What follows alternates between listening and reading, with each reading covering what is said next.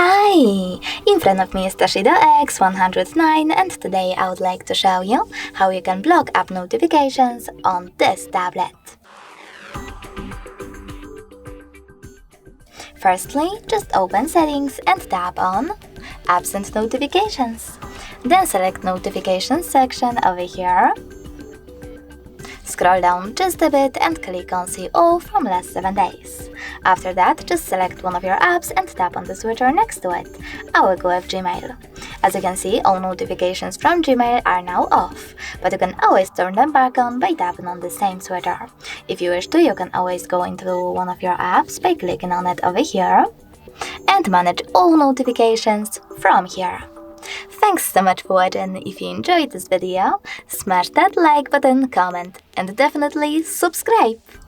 Bye!